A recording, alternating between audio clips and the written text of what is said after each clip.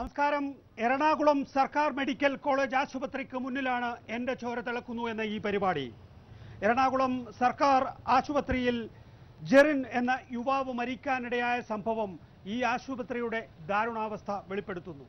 നമുക്കറിയാം, കഴിഞ്ഞ വർഷമാണ് ഷംന തസ്ലിം എന്ന മെഡിക്കൽ വിദ്യാർത്ഥി ഈ ആശുപത്രിയിൽ വെച്ച് മരണപ്പെട്ടത്. ഇപ്പോൾ ജെറിൻ എന്ന 25 വയസ്സുകാരനും സമാനമായ ദുരനുഭവം ഉണ്ടായിരിക്കുന്നു.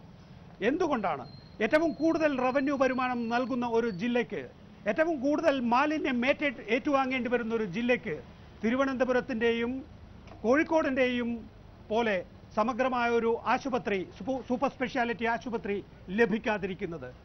2013 സർക്കാർ ഈ മെഡിക്കൽ കോളേജ് ഏറ്റെടുക്കുകയാണ് എന്ന് പ്രഖ്യാപിച്ചിട്ടും കാര്യങ്ങൾ മുന്നോട്ട് പോകാത്തത് എന്ത്?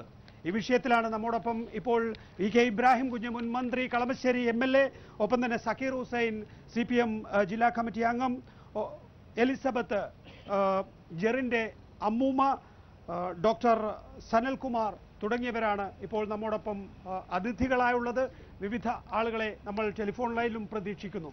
ആദ്യം ശ്രീ വി കെ ഇബ്രാഹിം കുഞ്ഞ്,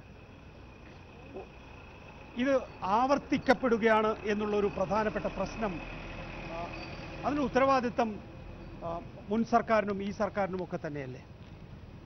വാസ്തവത്തിൽ വളരെ ദുഃഖകരമായ സ്ഥിതിയാണ് ഇത്. ഗവൺമെൻറ് മെഡിക്കൽ കോളേജ് ആയതിനു ശേഷം ഒരു മെഡിക്കൽ വിദ്യാർത്ഥി ഉൾപ്പെടെ 3 ഇത്തരത്തിലുള്ള മരണങ്ങൾ, അതായത് അനാസ്ഥ മൂലമുള്ള മരണങ്ങൾ നടന്നിട്ടുണ്ട്.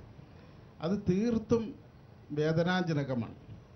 പക്ഷേ ഈ വേദനയുടെ ഇടയിലും നമ്മൾ മനസ്സിലാക്കേണ്ട ഒരു പ്രധാന സംഗതി, നമ്മൾ ഇക്കാര്യത്തിലൊക്കെ നടപടി വേണം, നടപടി എടുത്തേ മതിയാകൂ, ശക്തമായ നടപടികൾ വേണം. പക്ഷേ ഇതൊരു ഗവൺമെൻറ് മെഡിക്കൽ കോളേജാണ്. 2013 സഹകരണ ഡിപ്പാർട്ട്മെൻറ്റിൽ നിന്ന് ഗവൺമെൻറ് മെഡിക്കൽ കോളേജായി മാറ്റിയത്. എറണാകുളത്ത് വേറൊരു ഗവൺമെൻറ് മെഡിക്കൽ കോളേജ് ഇല്ല. പക്ഷെ എറണാകുളത്ത് ഇഷ്ടംപോലെ മെഡിക്കൽ കോളേജുകളും അതേപോലെ തന്നെ ഒരു 5 സ്റ്റാർ ലെവലുള്ള ആശുപത്രികളുമൊക്കെ ഉണ്ട്. ഇതിനിടക്കാണ് ഈ ഗവൺമെൻറ് മെഡിക്കൽ കോളേജ് ആശുപത്രി ഇവിടെ സ്ഥിതി ചെയ്യുന്നത്. സാധാരണക്കാർക്കും പാവപ്പെട്ടവർക്കും ഒരു അത്താണിയാകേണ്ട ഒരു സ്ഥാപനം ഈ ഗവൺമെൻറ് മെഡിക്കൽ കോളേജ് മാത്രമാണ് എറണാകുളത്ത്. അതിൽ വന്ന വീഴ്ച നമ്മൾ ശക്തമായി അതിന് നടപടിയെടുത്തുകൊണ്ട് തന്നെ കറക്റ്റ് ചെയ്ത് മുന്നോട്ട് പോകണം. ഈ മെഡിക്കൽ കോളേജ് ശക്തിപ്പെടുത്തണം എന്നുള്ളതാണ് ഒരു ജനപ്രതിനിധി എന്ന നിലയിൽ ഞാൻ താങ്കളിലേക്ക് മടങ്ങിയെത്താം. ഇപ്പോൾ ജെറിൻ്റെ അമ്മൂമ്മ എലിസബത്ത് നമ്മോടൊപ്പം ഉണ്ട്. കാലത്ത് 7 മണിയായപ്പോഴാണ് വീട്ടിൽ നിന്ന് പോകുന്നത്. അപ്പോൾ കാലത്ത് എണീറ്റപ്പോൾ എന്നോട് പറഞ്ഞു വയറ്റുവേദന എടുക്കണം അമ്മയെന്ന് പറഞ്ഞു. ഞാൻ പറഞ്ഞു ഇച്ചിരി ഇഞ്ചി ഉപ്പും കൂടി ചവച്ചിരിക്കുന്ന മനേന്ന് പറഞ്ഞു. അത് ഞാൻ തിന്ന്. അപ്പോൾ ഞാൻ പറഞ്ഞു എന്നാൽ ഒരു കാര്യം ചെയ്യുമ്പോൾ ഇവിടെ നിന്ന് ആര് അമ്മമ്മ എങ്ങനെ വരും? അവൻ്റെ കൂട്ടുകാരനെ എവിടെയെന്ന് പറഞ്ഞത് പ്രശാന്ത് എന്ന് പറഞ്ഞ് അവനെ വിളിച്ചവൻ വന്ന് അവൻ്റെ വണ്ടിക്ക് ഇരുത്തി കൊണ്ടുപോകുന്നു. അപ്പം ഞാൻ പല്ല് തേക്കായിരുന്നു. ഇവിടെ വന്നു കഴിഞ്ഞപ്പോഴത്തേക്കും മോനെ എന്നോട് ഞാൻ വിളിച്ച് വന്നിട്ട് കാണാനില്ല. അപ്പം ഞാൻ ഓർത്ത് പോയായിരിക്കുന്നു. ഓർത്ത് 8 മണിയായപ്പോൾ ഞാൻ ഫോൺ ചെയ്തപ്പോൾ വേഗം എടുത്തേച്ച് എന്തിനാ പേടിക്കണം, ഞാൻ ഇപ്പോൾ വരാം, ഒരു ചെക്കപ്പ് ഉണ്ട് ഞാൻ ഛർദ്ദിച്ചത് കാരണം, അത് കഴിഞ്ഞാൽ ഇപ്പോൾ വരാമെന്ന് പറഞ്ഞു. പിന്നെ 8:30 പിന്നെയും ഞാൻ വിളിച്ച് നീ എന്നെ കണ്ടില്ലല്ലേ, പേടിക്കണേ എന്തിനാ, ഞാൻ ഇപ്പം തന്നെ വരാം പേടിക്കേണ്ട അവിടെ നിന്നില്ലേ എന്ന്. ഇത് കഴിഞ്ഞിട്ട് പിന്നെ ഞാൻ എൻ്റെ മകനെ കണ്ടത് വൈകുന്നേരം ആയപ്പോഴത്തേക്കും തടന്ന് കുത്തി. അവിടെ നിന്ന് 7 മണി 7 കൂടി ഇങ്ങനെ പോന്നു. പിന്നെ മെഡിക്കൽ കോളേജിലോട്ട് പോയി എന്നിട്ട് വന്നിട്ട് പിന്നെ കണ്ടത് ഇന്നലെ കാലത്താണ് എൻ്റെ മകനെ ഞാൻ കണ്ടത്. എൻ്റെ ചിറകൊക്കെ ഒടിച്ചിട്ട് സാറേ മെഡിക്കൽ കോളേജുകാർ എൻ്റെ മകനെ കൊന്നതാണ്. പാടുമായിട്ട് ഇഞ്ചക്ഷൻ ചെയ്ത് കൊന്നതാണ്. മെഡിക്കൽ കോളേജിൽ വന്നത് സുഖമാകാനാണ്. പക്ഷേ എൻ്റെ മകനെ കൊന്നവർ. ഇനി ഒരു മക്കൾക്കും ഇങ്ങനെ വരാണ്ടിരിക്കണം സാറ്. ഒരമ്മമാർക്കും ഇങ്ങനത്തെ ഒരു അബദ്ധം വരരുത്. മെഡിക്കൽ കോളേജിലോട്ട് 25ാമത്തെ വയസ്സാണ് എൻ്റെ മകന്. അതുവരെ ഞാൻ വളർത്തിയതാണ് സാറേ. എൻ്റെ പേരക്കുട്ടിയാണത്. അമ്മ മരിച്ചു പോയി, അപ്പനില്ല, ആരുമില്ല. ഒരു വയസ്സുള്ളപ്പോൾ എൻ്റെ അടുത്ത് കൊണ്ടുവന്ന് തന്ന് 25 വയസ്സ് വരെ ഞാൻ വളർത്തി. അവിടെ നിന്ന് മെഡിക്കൽ കോളേജുകാർ കൊന്നു തന്നു എനിക്ക്. എൻ്റെ കൈ കൊണ്ട് കൊല്ലാൻ പറ്റിയില്ലല്ല, അതിന് അവർ കൊന്നു തന്നു എനിക്ക്. സക്കീർ, ഇതിൻ്റെ ഒരു ആഘാതം നമുക്ക് മനസ്സിലാക്കാൻ ഇപ്പോൾ എലിസബത്ത് അത് പറയുന്നതിലൂടെ മനസ്സിലാക്കാൻ, ഒന്നാം ബ്ലോക്കിലെ 2-ാം നിലയിൽ നിന്ന് 2-ാം ബ്ലോക്കിലെ 4-ാം നിലയിലേക്ക് ഉടുത്ത മുണ്ട് അഴിച്ച് സ്ട്രെച്ചറാക്കി കൊണ്ടുപോകേണ്ടി വന്നു എന്ന് പറയുമ്പോഴുള്ള സ്ഥിതി എന്താണ്? വളരെയധികം വേദനയോടുകൂടിയാണ് നമ്മളെല്ലാവരും ഇവിടെ നിൽക്കുന്നത്. ജെറിൻ്റെ അമ്മമ്മയുടെ വാക്കുകൾ കണ്ണീരോടെയല്ലാതെ നമുക്ക് കേൾക്കാനാവില്ല. മനുഷ്യത്വമുള്ള മുഴുവൻ ആളുകളും ആ പ്രയാസത്തോടൊപ്പം പങ്കുചേരുമ്പോൾ തന്നെയും നമ്മളെല്ലാം പ്രവർത്തിക്കുന്ന, നമ്മളെല്ലാം ഇടപെടുന്ന ഈ സമൂഹത്തിനകത്ത് ഇങ്ങനെ എന്തുകൊണ്ടുണ്ടാകുന്നു എന്നുള്ളത് ഗൗരവകരമായി ചിന്തിക്കണം. ഇത് ആരുടെയെങ്കിലും ഒരു ഉത്തരവാദിത്തമാണ് എന്ന് പറഞ്ഞ് ആരുടെയെങ്കിലും തലയിൽ വെച്ച് കെട്ടി നമ്മൾ ഒഴിയുകയല്ല വേണ്ടത്. തീർച്ചയായും ഇതിൻ്റെ ഉത്തരവാദിത്തം നമ്മളെല്ലാവരും ചേർന്ന് ഏറ്റെടുക്കേണ്ടിയിരിക്കുന്നു. ഇവിടെ ജെറിൻ്റെ മരണവുമായി ബന്ധപ്പെട്ടും മറ്റ് സംഭവങ്ങളെല്ലാം സൂചിപ്പിക്കുമ്പോൾ ഒരു ഭാഗത്ത് നമുക്ക് ഇങ്ങനെ പറഞ്ഞു പോകാൻ കഴിയില്ല. ശ്രീ സക്കീർ ഹുസൈൻ, ഇതിനൊരു ഉത്തരവാദിത്തം വേണം. ഞാൻ നേരത്തെ പറഞ്ഞതുപോലെ UDFന്റെ ആദ്യ നാളുകളിൽ തന്നെ കൊച്ചി മെഡിക്കൽ കോളേജ് ഏറ്റെടുക്കുന്നതിന് വേണ്ടി തീരുമാനമായിരുന്നു. ഇപ്പോൾ LDF സർക്കാരും വന്നിരിക്കുന്നു, 1 വർഷമാകാൻ പോകുന്നു നിങ്ങളുടെ സർക്കാർ. അപ്പോൾ എന്നിട്ടും കാര്യങ്ങൾക്കൊരു മാറ്റവുമില്ല എന്ന നില, മാത്രമല്ല കൂടുതൽ ദുരിതപൂർണമായ അവസ്ഥ. അല്ല, തീർച്ചയായും ഒരു ഗവൺമെന്റ് മാറി മറ്റൊരു ഗവൺമെന്റ് വരുമ്പോൾ നമ്മൾ സ്വിച്ചിട്ടതുപോലെ കാര്യങ്ങൾ ചെയ്യുക എന്നുള്ള ഒരു പ്രക്രിയ അല്ല. മറിച്ച് ഇപ്പോൾ കിഫ്ബി 310 കോടി, ജോൺ ഫെർണാണ്ടസ് MLA 5 കോടി രൂപ സ്കാനിംഗ് സെന്ററിന്, അതുകൂടാതെ തന്നെ ഇപ്പോൾ ഇമേജിംഗ് സെന്ററിന് 25 കോടി. ഒരു ഗവൺമെന്റ് എന്ന നിലയിൽ മുൻപൊരിക്കലുമില്ലാത്ത രൂപത്തിൽ കൊച്ചി മെഡിക്കൽ കോളേജിന് വേണ്ടി ഇത്രമാത്രം തുക മാറ്റിവെച്ച ഒരു കാലഘട്ടം ഉണ്ടായിട്ടില്ല. ഈ താങ്കൾ ഈ കോളേജുമായി ബന്ധപ്പെട്ട് പ്രവർത്തിക്കുന്ന ആളാണല്ലോ. അതിനപ്പുറത്തേക്ക് ഈ കോളേജിലെ ജീവനക്കാരുടെ, ഡോക്ടർമാരുടെ അലംഭാവം ഒരു പ്രധാനപ്പെട്ട പ്രശ്നമല്ലേ? അതുകൊണ്ടല്ലേ ഈ അമ്മയ്ക്ക് ഇങ്ങനെ നിലവിളിക്കേണ്ടി വരുന്നത്? തീർച്ചയായും ഈ മെഡിക്കൽ രംഗത്ത് പ്രവർത്തിക്കുന്ന ഒരാളെന്ന നിലയിലും ജസ്റ്റിസ് കൃഷ്ണയ്യരുടെ കൂടെ നടന്ന് ഈ മെഡിക്കൽ കോളേജ് ഏറ്റെടുക്കുന്നതിന് വേണ്ടി ഏറ്റവും മുമ്പിൽ നടന്നിരുന്ന ഒരാളെന്ന നിലയിലും കൊച്ചി ക്യാൻസർ ഇൻസ്റ്റിറ്റ്യൂട്ടിന് വേണ്ടി കഴിഞ്ഞ 4 വർഷമായിട്ട് പ്രവർത്തിക്കുന്ന ഒരാളെന്ന നിലയിലും ഞാൻ തല കുനിച്ചുകൊണ്ടാണ് ഞാൻ നിങ്ങളുടെ മുമ്പിൽ നിൽക്കുന്നത്. ഇതിന് നമുക്ക് 350 കോടി രൂപയുടെ ഫണ്ടിന് ആവശ്യമില്ല. നമുക്ക് നമ്മുടെ രോഗികളുടെ അടുത്തൊരു കാരുണ്യം, അവരുടെ പ്രശ്നങ്ങൾ എന്താണെന്ന് മനസ്സിലാക്കാൻ, അവർക്ക് വേണ്ട ചികിത്സ നിർദ്ദേശിക്കുവാൻ, അത് നൽകുവാനുള്ള ഒരു മനസ്സ് ഇല്ലെങ്കിൽ ഒരു വർക്ക് കൾച്ചർ അത് ഈ മെഡിക്കൽ കോളേജിലില്ല. അതാണ് പ്രശ്നം. ഇബ്രാഹിം കുഞ്ഞ്, അത് ഡോക്ടർ പറഞ്ഞത് ഞാൻ 100% പിന്താങ്ങുകയാണ്. ഇവിടെയുള്ള ഡോക്ടർമാർക്കും പാരാമെഡിക്കൽ സ്റ്റാഫിനും മറ്റുള്ള സ്റ്റാഫിനും രോഗികളോടും കൂട്ടിരിപ്പുകാരോടും മറ്റ് കൂടെ വരുന്ന ആളുകളോടും പെരുമാറുന്ന രീതി തന്നെ അവരൊരു ശരിയായ രീതിയല്ല. ഒരു ആശുപത്രിയിൽ വരുന്നത് പോലെയല്ല, ഒരു സെൻട്രൽ ജയിലിലേക്ക് വരുന്നത് പോലെയാണ് ജനങ്ങൾ അത് അനുഭവിക്കുന്നത്. അപ്പം അവരുടെ സ്വഭാവ രീതി മാറ്റുന്നതിനുള്ള ഒരു പ്രത്യേക ഒരു സ്കീം തയ്യാറാക്കണം. അവർക്ക് അതിനുവേണ്ടിയുള്ള ക്ലാസ്സുകളും അതേപോലെ തന്നെ അവയർനെസ് ക്ലാസ്സുകളും ഒക്കെ കൊടുക്കാൻ മുന്നോട്ട് വരണം. എനിക്കൊരു കാര്യം പറയാം. 2 ഭരണസമിതിയായി ഇപ്പൊ ഗവൺമെന്റ് ഏറ്റെടുത്തിട്ട് വന്നേക്കണത്. നമ്മൾ ആദ്യം തന്നെ ഇപ്പൊ സാറ് പറഞ്ഞത് 1 കൊല്ലത്തിനുള്ളിൽ പെട്ടെന്ന് സ്വിച്ച് ഇട്ടാൽ നടക്കണ കാര്യങ്ങളൊന്നുമല്ല. പക്ഷേ ആദ്യം തന്നെ ഏതൊരു സർക്കാർ കയറി വന്നാലും ഇല്ലെങ്കിൽ ഇവിടുത്തെ ഈ മെഡിക്കൽ കോളേജിന്റെ മേലിരിക്കണ ആൾക്കാര് അവരാദ്യം തന്നെ താഴെ തട്ടിലുള്ള ഏറ്റവും പാവപ്പെട്ടവന് കയറി വരുന്ന കാഷ്വാലിറ്റിയിൽ ഞങ്ങളുടെ ഈ പ്രദേശത്ത് ആകപ്പാടെയുള്ള ഒരു ഹോസ്പിറ്റലാണിത്. ആ ഹോസ്പിറ്റലിൽ ഞങ്ങൾ കയറി വന്നാൽ ഒരു 3-4 ചരിത്രം, മരിച്ചത് ഇപ്പൊ 2-3 പേരായിരിക്കാം. പക്ഷേ ഞങ്ങളുടെ കൂട്ടത്തിലിരിക്കണ എത്ര പേര് ഇതിന് ദൃക്സാക്ഷികളാണ്. ഞാനടക്കം ഞാനൊരു ആശാ വർക്കർ കൂടിയാണ്. പല പേഷ്യന്റിനെ ഞാൻ കൊണ്ടുവന്നിട്ട് എന്റെ കയ്യൂക്കുള്ളത് കൊണ്ട് ഞാൻ പല കാര്യങ്ങളും നേടിയെടുത്ത് പോണേണ്. പക്ഷെ നേരത്തെ കാഷ്വാലിറ്റിയിൽ ഈ MBBS പോലും തീർത്ത് പഠിക്കാത്ത എല്ലാ കുട്ടികളുമാണ്. അല്ലാതെ ഒരു ഡോക്ടർമാരെ അവിടെ ഇരിക്കണ ഞങ്ങൾ കാണാറില്ല.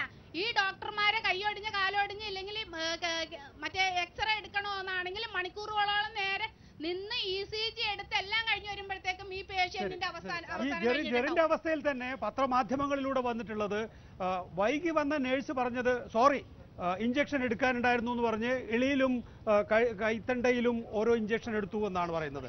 ഞാൻ നേരത്തെ പറഞ്ഞു ഒരു ബ്ലോക്കിൽ നിന്ന് മറ്റൊരു ബ്ലോക്കിലേക്ക് കൊണ്ട് സ്ട്രെച്ചർ ഇല്ല, പകരം ഇതിലേക്ക് കൊണ്ടുപോവുകയാണ്.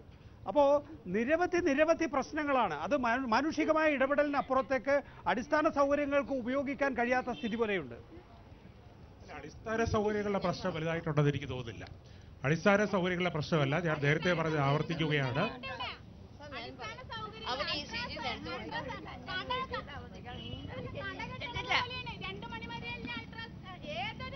അല്ല, തീർച്ചയായിട്ടും സമ്മതിക്കുന്നു. ഇങ്ങനെ ഒരു ശരിയാവാൻ ചിരിച്ചിട്ടില്ല. ഞങ്ങൾ രണ്ടുപേരും തന്നെയാണ് താമസിക്കണം. വല്ലതും തമാശ പറഞ്ഞിരിക്കുക, ഇങ്ങനത്തെ ചിരിച്ചിരിക്കണ കാണുന്നതാണ് എന്നെ സന്തോഷിപ്പിക്കാതിരിക്കണം. ഇത് ശരി.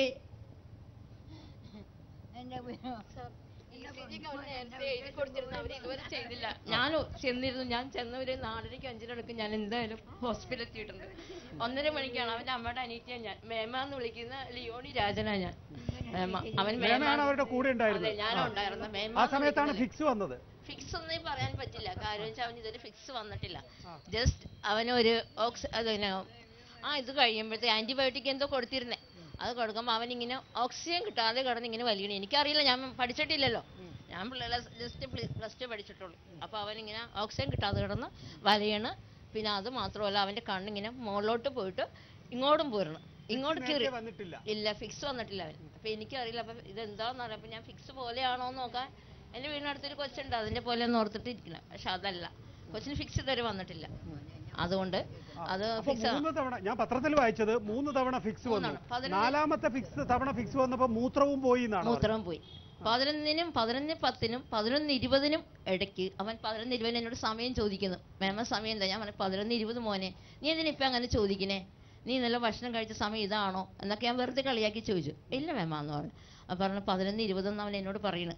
അപ്പോഴും എനിക്കറിയില്ല, കൊച്ചു മരണവെപ്രാളെ കാണിക്കുന്നു. കൊച്ചു ആ സമയത്ത് 2-3 മിനിറ്റ് നേരം അവന് ശരിക്കും വരണുള്ളൂ. 11:10 തുടങ്ങി 11:20 വരെ 3 പ്രാവശ്യം വന്നു കഴിഞ്ഞാൽ 11:20 ശേഷം അവന് വന്നു. 11:30 ഇടയ്ക്ക്, അതായത് അവൻ്റെ കിടത്തിയിരുന്ന ബെഡ്ഷീറ്റ് അവര് സഹായിച്ചു കേട്ടോ. ഈ മറ്റേ മെയിൽ നേഴ്സ് ഉണ്ടല്ലോ, 2 പിള്ളേരും ആരാണ്ട് പേഷ്യൻ്റൊക്കെ സഹായിച്ചു. ഒരുപാട് കാലൊക്കെ തിരുമ്മിയൊക്കെ തന്നു. അവർ എടുത്തുകൊണ്ട് ഓടുമ്പോൾ ചെറിയ മൂത്രം ഒഴിച്ചത്.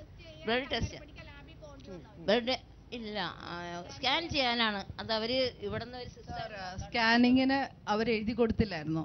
ജെറിന്റെ കൂടെ ജെറിനെ ടേക്ക് കെയർ ചെയ്യുന്ന ഒരു സിസ്റ്റർ ഉണ്ടായിരുന്നു. സിസ്റ്ററിന്റെ പേരൊന്നും പറയാൻ പറ്റില്ല, കാരണം അവർ okay and she said not to announce.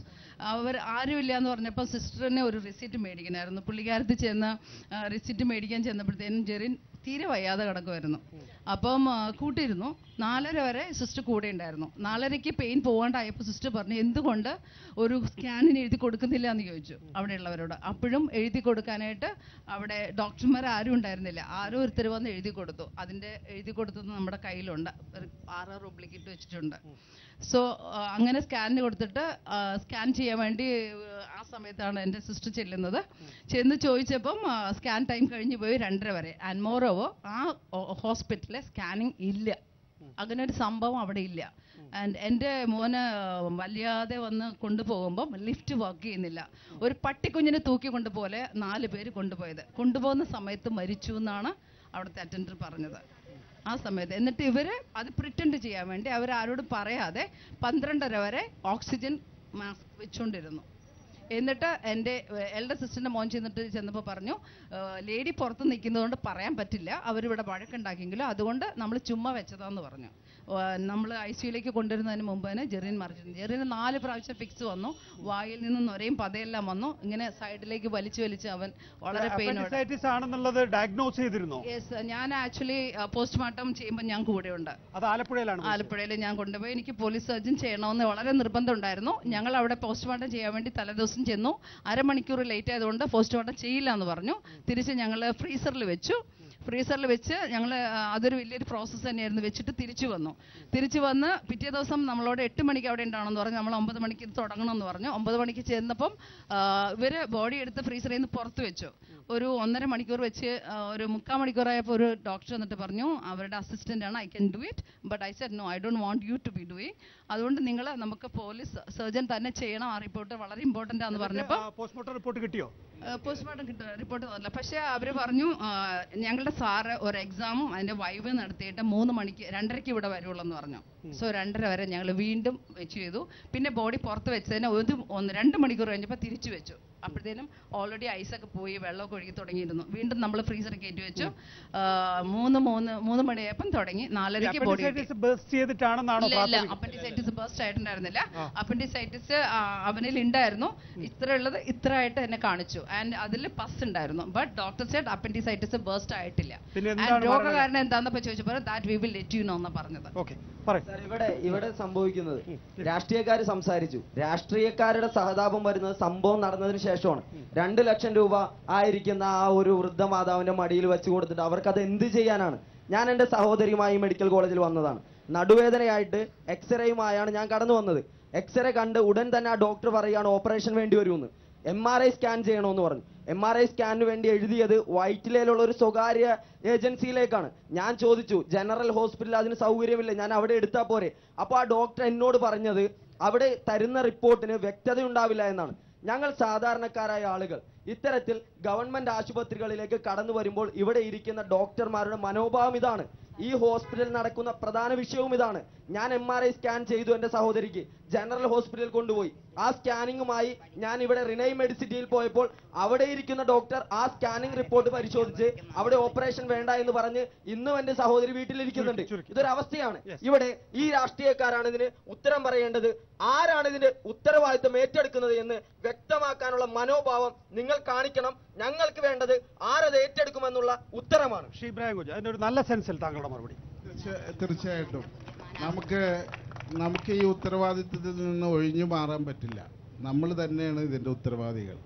പക്ഷേ ഇവിടെ ഒരു സംഭവമുള്ളത്, ശ്രീ സക്കീർ ഹുസൈൻ പറഞ്ഞു കിഫ്ബി 350 വെച്ചിട്ടുണ്ട്, മറ്റ് സംഗതികളൊക്കെ ഉണ്ട് എന്ന് പറഞ്ഞു. ഡോക്ടർ പറഞ്ഞു അതല്ല യഥാർത്ഥ പ്രശ്നമെന്ന്. ഞാൻ ഡോക്ടർ പറഞ്ഞതിനെ പിന്തുണയ്ക്കുകയാണ്. കാരണം കാത്ത് ലാബ് ഇവിടെ സെറ്റപ്പ് ചെയ്യുന്നതിന് 12 കോടി രൂപ അനുവദിച്ചിട്ട് എത്രയോ വർഷമായി. കാത്ത് ലാബ് ഇതേവരെ കൊണ്ടുവന്നിട്ടില്ല. പണം കൊടുക്കാത്തത് കൊണ്ടല്ല. ഗവൺമെൻറ്റുകൾ അതിപ്പോൾ LDF ആയാലും UDF ആയാലും പണം കൊടുക്കുന്നുണ്ട്. പണം കൊടുക്കാത്തത് കൊണ്ടല്ല. ഇവിടുത്തെ ഭരണ സംവിധാനം ശരിയല്ല. ഇവിടെ ഭരിക്കുന്ന ആളുകൾ എന്ന് പറഞ്ഞാൽ നമുക്ക് ഒറ്റയടിക്ക് അറിയാം. Principal, superintendent, vice principal, RMO, ഇവർക്ക് വ്യക്തമായി ഒരു സമീപനമില്ല. ഇത് ഒരു ലോങ് ടേം പരിപാടിയിലാണെങ്കിലും ഷോർട്ട് ടേം പരിപാടിയിലാണെങ്കിലും വ്യക്തമായിട്ട് ഇവർക്കൊരു കാഴ്ചപ്പാടില്ല.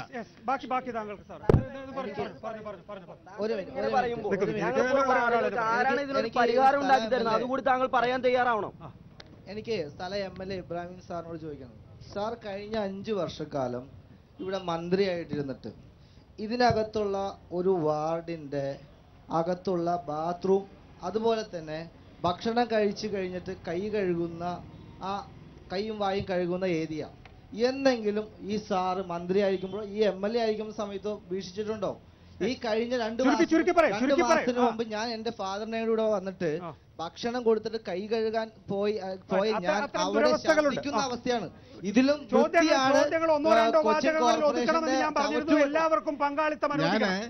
ഞാൻ എല്ലാ പീരിയോഡിക്കലായിട്ട് വിസിറ്റ് ചെയ്യാറുണ്ട്. ഹോസ്പിറ്റൽ അഡ്വൈസറി കമ്മിറ്റിയിൽ വരാറുണ്ട്. ചുരുങ്ങിയത് 1 മാസത്തിലൊരിക്കലെങ്കിലും എന്തെങ്കിലും ഒരു പരിപാടിയായിട്ട് വരാറുണ്ട്. എല്ലാ കാര്യങ്ങളും നോക്കാറുണ്ട്.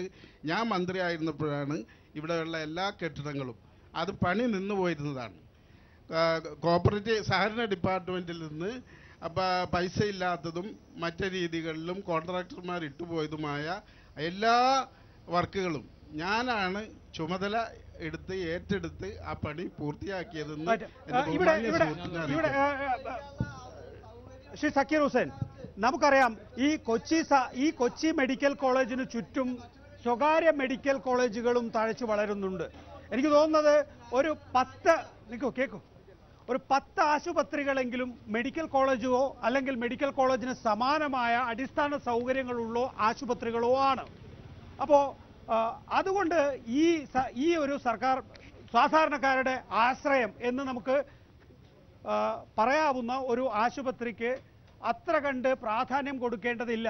പകരം ഈ ആശുപത്രികളിൽ നിന്ന് ഇങ്ങനെ തന്നെ ദുരവസ്ഥയിൽ തുടരാൻ ബാക്കി ആശുപത്രികളിലേക്ക് സാധാരണഗതിയിൽ ആളുകൾ പോയിക്കോളും എന്നുള്ള ഒരു ചിന്ത ഈ സർക്കാർ തലങ്ങളിലോ അല്ലെങ്കിൽ ഈ കാര്യങ്ങളിൽ തീരുമാനമെടുക്കുന്നവരിലോ ഉണ്ടോ?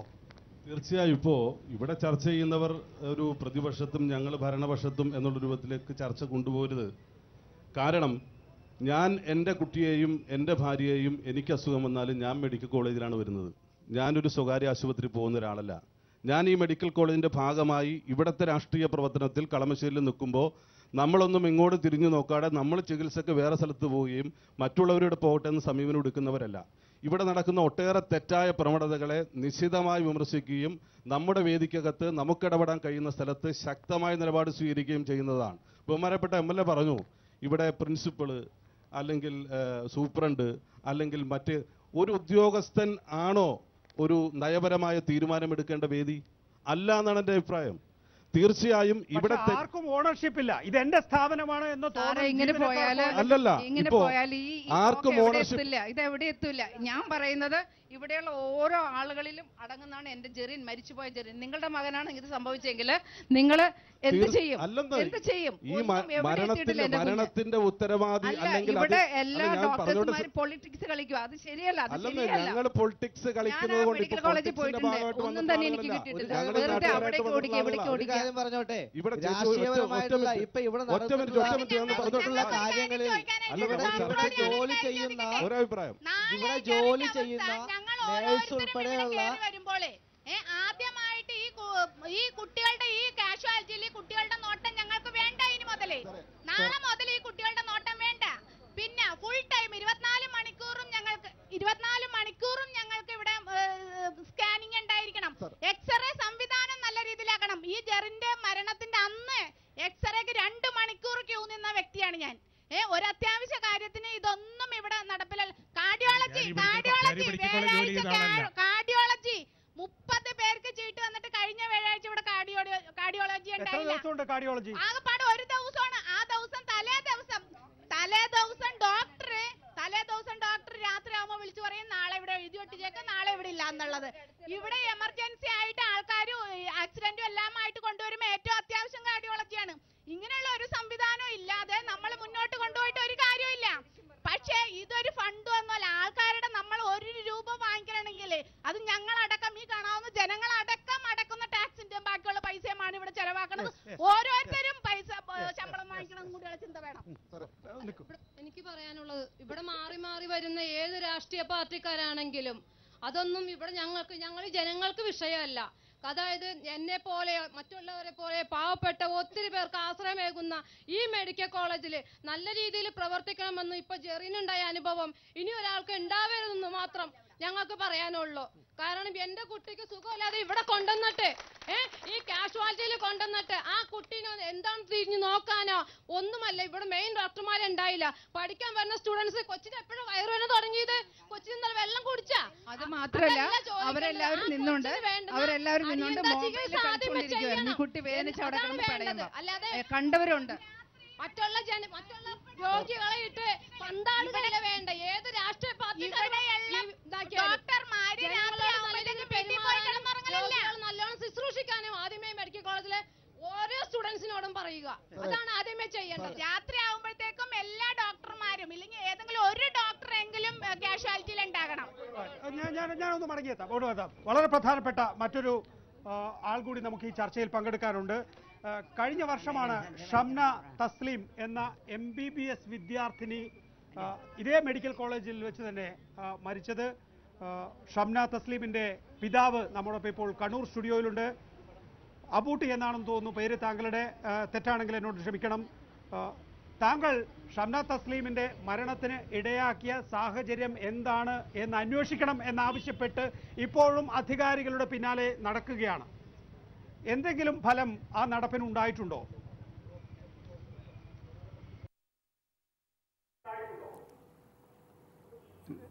നികേഷേ, ഏറ്റവും ഒരു സന്തോഷമുള്ള കാര്യം ഇത്ര 8 മാസത്തിന് ശേഷം ഇങ്ങനെയൊരു ലൈവായിട്ടുള്ളൊരു പരിപാടി സംഘടിപ്പിക്കാൻ കഴിഞ്ഞതിൽ ഏറ്റവും വലിയ സന്തോഷമുണ്ട്. പിന്നെ 8 മാസമായി അധികാരികളുടെ എല്ലാ ഓഫീസുകളിലും കയറി ഇറങ്ങി ലാസ്റ്റ് എന്ത് പഴയ ഇപ്പം മെഡിക്കൽ ബോർഡ് ചേരണമെന്ന് പറഞ്ഞ് കാത്തു നിൽക്കുക. പക്ഷേ നീതി എത്രത്തോളം അടുത്തെന്ന് എനിക്കൊന്നും പറയാൻ കഴിയുന്നില്ല. കാരണം എന്ന് വെച്ച് കഴിഞ്ഞാൽ ആരും ഇന്നത്തെ വരെ കൃത്യമായിട്ടൊരു ഫോൺ എടുത്തിട്ട് സംസാരിക്കുന്നില്ല. പിന്നെ എൻ്റെ മകള് മരിച്ചിട്ട് 8 മാസവും 10 ദിവസമായി.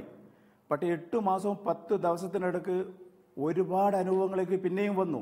കാരണം വെച്ചാൽ ശ്രീകുമാരി മേഡത്തിൻ്റെ റിപ്പോർട്ട് 60 പേജുള്ള ഗവൺമെൻറ് പ്രഖ്യാപിച്ച അന്വേഷണ കമ്മീഷൻ്റെ റിപ്പോർട്ട് 60 പേജുള്ള റിപ്പോർട്ട് ആദ്യം എനിക്ക് കിട്ടി. ആ കിട്ടിയപ്പം ഞെട്ടിക്കുന്ന വാർത്തകളായിരുന്നു അതിൽ. എൻ്റെ മകള് 3:45 മരിച്ചിരുന്നു. 3:45 മരിച്ചെന്ന് ആ റിപ്പോർട്ട് കിട്ടിയപ്പോൾ എനിക്ക് മനസ്സിലായത് 3:45 മരിച്ച കുട്ടിയെ 6 മണിക്ക് വിദഗ്ധ ചികിത്സക്ക് അടുത്ത ഹോസ്പിറ്റലിൽ കൊണ്ടുപോയി. അവിടുന്ന് എൻ്റെ മകളെ ബുദ്ധിമുട്ടിച്ചു.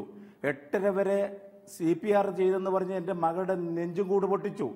പക്ഷേ എല്ലാവരും ഉത്തരവാദികളാണ്. പക്ഷേ ഒരു മകൾ മരിച്ചെന്ന് അല്ലെങ്കിൽ ഒരാൾ മരിച്ചെന്ന് മനസ്സിലാക്കാൻ വേണ്ടിയിട്ട് ഒരു മെഡിക്കൽ കോളേജ് സംഘത്തിന് അറിയില്ല, അല്ലെങ്കിൽ ഞങ്ങൾ കഴിഞ്ഞില്ല എന്ന് പറയുന്നത് വളരെ ദുഃഖകരമാണ്. പക്ഷേ സാധാരണ ഒരു രോഗികൾ വന്ന് മരിക്കുന്ന പോലെയല്ല. എൻ്റെ മകള് 2 വർഷമായിട്ട് MBBS സ്റ്റുഡൻ്റ് അവിടെ നല്ല മെറിറ്റിൽ നല്ല മെഡിക്കായിട്ട് പഠിച്ച് നല്ല ഗവൺമെൻറ് മെറിറ്റിൽ വന്ന മോളാ.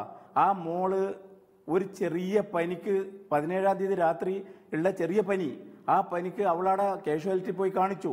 ഔസർജന്മാരെ കാണിച്ചു. അവർക്ക് പാരസെറ്റമോൾ ഗുളിക ഒരു ഡ്രിപ്പ് ഇട്ട് കൊടുത്തു. അത് ഇട്ട് കൊടുത്തു കഴിഞ്ഞ് ലാസ്റ്റ് ഞങ്ങൾ 1 മണിക്കും ഞങ്ങൾ വീട്ടിൽ ഹോസ്റ്റലിൽ എൻ്റെ വൈഫ് വിളിക്കുമ്പോൾ നല്ല സുഖമുണ്ട്, കുഴപ്പമൊന്നുമില്ല, ആപ്പിൾ കഴിക്കാമെന്ന് പറഞ്ഞു. അപ്പോൾ എൻ്റെ വൈഫ് പറഞ്ഞ് രാവിലെ ഉപ്പ അവിടെ വരുന്നു. രാവിലെ വിളിച്ചിട്ട് എന്നോട് പറഞ്ഞു ഉപ്പ വരണ്ട, എനിക്ക് പനിയെല്ലാം സുഖമുണ്ട്, പുട്ടും കറിയും തിന്നു. ലാസ്റ്റ് അന്ന് ഉച്ചക്ക് ക്ലാസ്സിന് പോകുന്നിടത്തുനിന്ന് എൻ്റെ ഭാര്യ വിളിച്ച് പറഞ്ഞു നിനക്ക് ശരിക്ക് പനി സുഖമില്ല എങ്കിൽ, ചൂട് പോയില്ല എങ്കിൽ നീ ഇന്നലെ ഔസർജനിയിലെ കാണിച്ചേ, ഇന്ന് നിന്റെ പ്രൊഫസറെ തന്നെ അല്ലെങ്കിൽ ഡ്യൂട്ടി ഡോക്ടറെ തന്നെ കാണിക്കണമെന്ന് പറഞ്ഞിട്ടാണ് അവളെ കൂട്ടുകാരിയുടെ ഒപ്പം ചിരിച്ച് കളിച്ച് നല്ല എനർജറ്റിക് ആയിട്ട് നടന്നുപോയേ. അവിടെ പോയി ഈ ഡോക്ടറെ കാണിച്ചു, അവളെ പരിശോധിച്ചു. പക്ഷെ പരിശോധിക്കലെന്ന് വെച്ചാൽ കൃത്യമായ രോഗനിർണയം കണ്ടെത്താനുള്ള പരിശോധിക്കലല്ല. പരിശോധിച്ചു എന്ത് ചെയ്തു എന്ന് വെച്ചാൽ ഒരു ഇഞ്ചക്ഷൻ എഴുതി അവൾക്ക് ബ്ലഡ് എടുത്ത് പരിശോധിക്കാനുള്ള ഇതും അഡ്മിറ്റ് ചെയ്യണമെന്ന് പറഞ്ഞു. അങ്ങനെ ലാസ്റ്റ് അവിടെ അഡ്മിറ്റ് ചെയ്ത് ആ ഡോക്ടർ ഡ്യൂട്ടി കഴിഞ്ഞിട്ട് പോയി. എൻ്റെ വൈഫിനെ വിളിച്ചിട്ട് അവൾ പറഞ്ഞു ഇഞ്ചക്ഷൻ എടുക്കാൻ വേണ്ടിയിട്ട് കാത്തിരിക്കുന്നുണ്ട് ഉമ്മ ഇവിടാന്ന്. ലാസ്റ്റ് എന്ത് ചെയ്തു 2:55 നേഴ്സ് വന്നു, ബ്ലഡ് എടുത്തു. അതിൻ്റെ പരിശോധനാ ഫലം വരുന്നതിന് മുമ്പ് തന്നെ ഒരു ടെസ്റ്റ് ഡോസ് കൊടുത്തു. അത് ഒരു അരമണിക്കൂറിന് ശേഷം ചെയ്യേണ്ട ഫുൾ ഡോസ് അന്നേരം തന്നെ ഫുൾ ഡോസ് ഇഞ്ചക്ഷൻ വെച്ചു. ഇഞ്ചക്ഷൻ വെച്ച് 1 മിനിറ്റ് കൊണ്ട് എൻ്റെ മകൾക്ക് വളരെ അസ്വസ്ഥത അനുഭവപ്പെട്ടു. അപ്പം അവൾ ചെരിഞ്ഞും തിരിഞ്ഞും മറിഞ്ഞും കിടക്കൽ തുടങ്ങി. അപ്പോൾ നേഴ്സ് പറയാ ഒന്നുമില്ലടി, നിനക്കൊന്നുമില്ലടിന്ന്. ലാസ്റ്റ് അവൾ പറയുന്നു ഉമ്മ ഞാൻ മരിച്ചു പോകും, എൻ്റെ നാട്ടിലുള്ള എൻ്റെ വൈഫിനെ വിളിച്ചിട്ട് അത്രത്തോളം ഓളെ ദീനരോധന എന്താ ഞാൻ മരിച്ചു പോകും. അങ്ങനെ പറഞ്ഞുകൊണ്ട് ആ കൂട്ടുകാരികൾ പറയുന്ന ആ രംഗം ആ ജൂലൈ 18 ചിന്തിക്കുമ്പോണ്ടല്ലോ ജീവിതത്തിൽ ഇങ്ങനെ ഒരു ദിവസത്തെ പറ്റി ചിന്തിക്കാൻ എനിക്ക് കഴിയുന്നില്ല. എൻ്റെ ഏറ്റവും വലിയ എന്താ പറയുക ഏറ്റവും വലിയ ദുരന്തമായിട്ട് ഞാനത് കാണുന്നു. അപ്പോൾ ഈ അരമണിക്കൂർ കൊണ്ട് നമ്മൾ പതയും നുരയും വന്ന് അവൾ മരിച്ചു വീണു. അത് ശേഷമാണ് 25 മിനിറ്റിന് ശേഷമാണ് ഡ്യൂട്ടി ഡോക്ടർ വിളിച്ച് ഡ്യൂട്ടി ഡോക്ടർ അവിടെ എത്തുമ്പോൾ ഡോക്ടർ കൃഷ്ണമോഹൻ പറഞ്ഞു എല്ലാം കഴിഞ്ഞു പോയിന്ന്. കൂട്ടുകാരികളോട് പറഞ്ഞതാ എല്ലാവരും കഴിഞ്ഞു പോയിന്. പക്ഷേ ഈ കുട്ടീനെ വളരെ പാടുപെട്ട് സ്ട്രക്ചറില്ല, ഇതില്ല ഒരുപാട് അപര്യാപ്തതകൾ ഉണ്ടെങ്കിലും അവിടെ ലാസ്റ്റ് ICUവിൽ എത്തിച്ച് 3:45 അവരെന്ത് ചെയ്തു ECG എടുത്തു. ഈ ECG എടുത്തതു ECGയിൽ നോ ആക്ടിവിറ്റി എന്നുള്ളതും ഞങ്ങൾ 60 പേജിലുള്ള റിപ്പോർട്ട് പിന്നെ 2.5 മാസം കഴിഞ്ഞിട്ട് റിപ്പോർട്ട് കണ്ടെത്തപ്പോഴാണ് എനിക്ക് കിട്ടിയത്. ലാസ്റ്റ് അത് കഴിഞ്ഞപ്പോൾ ആ റിപ്പോർട്ടിൻ്റെ മേലെ 2 ഡോക്ടർമാർ അവിടെ സസ്പെൻഡ് ചെയ്തു. ആ സസ്പെൻഡ് ചെയ്തപ്പോൾ അന്ന് കളമശ്ശേരി പോലീസ് കളമശ്ശേരി DCP ആണെന്ന് തോന്നുന്നു, എന്താ പേര് എനിക്ക് ശരിക്കും ഓർമ്മ കിട്ടുന്നില്ല, അയാൾ എന്നോട് പറഞ്ഞു ഈ കേസ് വൈൻഡപ്പ് ചെയ്യാൻ പോവാന്ന്.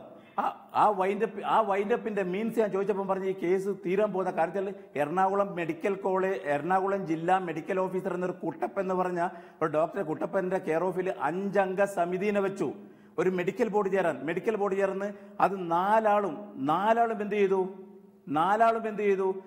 ആ ചികിത്സാ പിഴവില്ല എന്ന് കണ്ടെത്തുമ്പോൾ എൻ്റെ മകളെ പോസ്റ്റ്മോർട്ടം ചെയ്ത് ആലപ്പുഴ മെഡിക്കൽ കോളേജിലെ ഫോറൻസിക് വിദഗ്ധ ഡോക്ടർ ലിസ ജോൺ വിയോജനക്കുറിപ്പ് എഴുതി വെച്ച് ഇത് ശരിയല്ല എന്ന് പറഞ്ഞ് എഴുതി വെച്ചു. ആ വിവരം മനോരമ ചാനലിന് പറഞ്ഞപ്പോഴാണ് ഈ കേസ് രണ്ടാമത് മോദി വന്ന്. ലാസ്റ്റ് ഞാൻ എന്ത് ചെയ്തു, ഡി ജി പിനെ പോയി കണ്ടു. DGP സാർ പറഞ്ഞു ഈ അന്വേഷണം ക്രൈംബ്രാഞ്ചിന് വിടുക. യതീഷ് ചന്ദ്ര IPS എന്നുള്ള നല്ലൊരു ഉദ്യോഗസ്ഥന്റെ ഈ അന്വേഷണം നടന്നുകൊണ്ടിരിക്കുന്നു, അന്വേഷണം തീർന്നിട്ടില്ല. ലാസ്റ്റ് ഞാൻ ഹെൽത്ത് സെക്രട്ടറിയുടെ അടുത്ത് പോയി. ഹെൽത്ത് സെക്രട്ടറി പറഞ്ഞു എന്താ വളരെ വിശദമായി വൈകാരികമായി തന്നെ അവതരിപ്പിച്ചു കഴിഞ്ഞിരിക്കുന്നു. രാവിലെ അവനെ ഹോസ്പിറ്റലിൽ എത്തിച്ച് 6 മണിക്ക് അവൻ എന്നോട് പറഞ്ഞ് വയറുവേദന ഒട്ടും വയ്യെന്ന് പറഞ്ഞ അവനോട് വന്ന്. നമ്മളിപ്പോ ജെറിന്റെ കാര്യമാണ് പറയുന്നത്, നേരത്തെ തസ്ലീമിന്റെ കാര്യം അല്ലേ? പാർട്ടി വിഷയമായിട്ട് എടുക്കേണ്ട കാര്യമില്ല. ഞങ്ങളുടെ സുഹൃത്താണ്, ഞങ്ങൾ ചെറുപ്പം മുതൽ കളിച്ചുള്ളതാണ്. ഞങ്ങൾക്ക് അതിന്റെ കാര്യം പറഞ്ഞാൽ മതി. അവൻ മരിച്ചതിന്റെ കാരണം ഈ ഹോസ്പിറ്റൽ തന്നെയാണ്. രാവിലെ അവൻ വന്നു കഴിഞ്ഞപ്പോ തന്നെ അവനോട് ചോദിച്ച് ഇവിടെ വേദന ഉണ്ടാന്ന് ചോദിച്ചു. അവരപ്പം തന്നെ എടുത്ത് പറയുകയും ചെയ്തു ഇത് അപ്പൻഡീസിന്റെ വേദനയെന്ന് പറഞ്ഞു. എനിക്ക് ബ്ലഡും കാര്യങ്ങൾ ടെസ്റ്റ് ചെയ്യാൻ വേണ്ടി ഞാൻ അവിടെ ചെന്നുമ്പോഴാണ് ഇത് കാര്യം അറിയണത്. എന്നോട് പറഞ്ഞ് തിരിച്ചാ വരുമ്പോഴത്തേക്ക് അവൻ ഒബ്സർവേഷനിലേക്ക് എടുത്തി. അപ്പൊ ഒരു പഠിക്കണ പിള്ളേരെ വന്ന് നോക്കണം, വേറെ ആരുമല്ല വന്ന് നോക്കണത്. അപ്പൻഡീസിന്റെ രോഗം ഇന്ന് മനോരമ പത്രത്തിൽ ഞാൻ വായിച്ചു. ഞങ്ങൾ ഇത്രയും ദിവസം ഇതിനെ കുറിച്ച് സംസാരിച്ചൊക്കെ വെറുതെ ആയിപ്പോയി. ഇതിനൊക്കെ മറുപടി ഉണ്ടോ? ഇതിൽ ഏറ്റവും പ്രധാനപ്പെട്ടത് എന്ന് തോന്നുന്നത് ഇപ്പോ ഇവര് പറയുന്നത് വെറുതെ ഓക്സിജൻ മാസ്ക് വെച്ചു കൊടുത്തു എന്നുള്ളതാണ്, അല്ലെങ്കിൽ അവര് പ്രശ്നക്കാരാകും എന്നുള്ളത് കൊണ്ട്. ഇദ്ദേഹം ഷംന തസ്ലീമിന്റെ പിതാവ് പറയുന്നത് മരണശേഷവും നെഞ്ചിൽ അമർത്തി ശ്വാസം വരുത്താൻ ശ്രമിച്ചു എന്നുള്ളതാണ്.